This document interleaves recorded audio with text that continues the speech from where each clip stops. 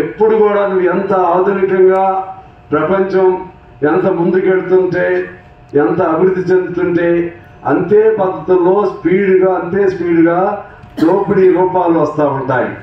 ఆ దోపిడీ రూపాలకు వ్యతిరేకంగా ఎవరు పోరాటం చేస్తారని నేను అడుగుతున్నాను. మీరే ఆలోచన చేయండి.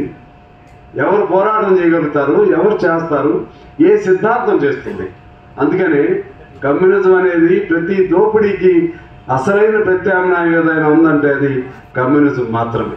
ఇవాళ రిక్షా దొక్కే పేదవాడైనా సరే పోరాటం చేయాలంటే ఎర్రజెండా కావాలి. మూటలు మోసే అమాలీకైనా పోరాటం చేయాలంటే ఎర్రజెండా కావాలి. గనుల్లో బొగ్గు పెళ్ళలు తీసేటువంటి బొగ్గు కానీ కార్మికులకైనా పోరాటం చేయాలంటే ఎర్రజెండా కావాలి. ఆఖరికి అంగన్వాడీ మన మధ్యాహ్న భోజన మహిళలు, మీరు ఎక్కడైనా తీసుకోండి, పోరాటానికి సింబల్ ఏదైనా ఉందంటే సినిమాల్లో అయినా పోరాటం చూపెట్టాలంటే ఏ జెండాని చూపెడతారు? ఎర్ర జెండానే చూపెడతారు. ఎర్ర జెండా అంటే it is symbolic of fight, symbolic of revolution, symbolic of rebellion ఎర్ర జెండా. అందువలన ఎర్ర జెండాని ఆపటం ఎవరు సాధ్యం కాదు. అందుకని మాకు ఒక విశ్వాసం ఉంది. అందరూ లేకపోవచ్చు, ఇవాళ మా పార్టీలు తగ్గవచ్చు, కానీ తగ్గవు. ఎప్పుడు తగ్గవు? మరలా మేము అందరం ఒకటి అవ్వాలి. అందులో మా వాడు రాశారు కదా, అందరూ ఒకటి అవ్వాలంటే నన్ను చూసి నాయకుడు చూసి నవ్వుతున్నాడు. అందరూ ఒకటి అవ్వాలి. మా రాఘవ గారు ఒకసారి చెప్పాడు, నెక్స్ట్ మహాసభకి మనం విడివిడిగా ఉండమని చెప్పాడు. ఒకసారి ఎక్కడో మా మహాసభకు వచ్చి కలిసే ఉన్నాం. ఈ కలయిక ఇది కలిసాం. లోపల కూడా కలవాలి, హృదయాలు కూడా కలవాలి.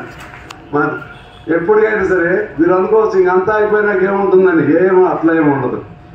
ఇప్పుడు నేపాల్ ఉంది, కమ్యూనిస్టులు అందరూ ఒకటయ్యారు. అయిన తర్వాత ఒకసారి వారో ఒకసారి వీరో. అలాగే చాలా చోట్ల ఇక్కడ భారతదేశంలో కూడా ఎప్పుడైనా సరే ఎవరిని ద్వేషిస్తాం? ఇప్పుడు నేను అంటున్నా, సుద్దాల హనుమంత్ గారిని ద్వేషిస్తారా? ఆయన 82లో చనిపోయాడు.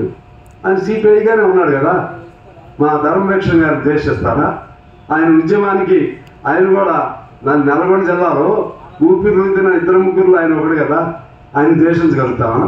రావినారాయణ రెడ్డి గారిని ద్వేషిస్తామా? సిద్ధాంతాలు వేరు కావచ్చు, కానీ మన అందరి ఆలోచన, మనందరి ఆశయం అంతిమంగా కమ్యూనిజమే. అంతిమంగా పేదవాడు కుర్చీ ఎక్కాలి, అది మన ఆశయం. నాకు తెలిసి మార్గాలు మార్పు ఉంటాయి. ఆ మార్గాలు మార్పు ఉంటాయి అనుకుంటే మనకంటే స్పీడ్గా వాడు వెళ్తున్నాడు. ఎక్కడో చోట బ్రేక్ పెట్టుకుందాం. బ్రేక్ పెట్టుకుని దాన్ని ఏదో పద్ధతుల్లో అంతిమంగా అందరూ సామాన్యుని అడిగితే మీరు ఎందుకు ఒకటి కావాలని చెప్పి అడుగుతారు. మేధావులుగా ఉన్నటువంటి మేమేమో లేదు దానికో పద్ధతి ఉంది, దీనికో పద్ధతి ఉంది, దానికో మార్గం ఉంది, దీనికో మార్గం ఉందని చెప్తూ ఉంటాం. కానీ అంతిమంగా పేదవాడికి ఏమనిపిస్తుంది అంటే మాకు ఎందుకు తెలవదు. పేదవాడు తరపున పోట్లాడే జెండానా కాదా మీది, అది అడుగుతాడు వాడు. అందువలన ఆ రోజు వస్తుంది.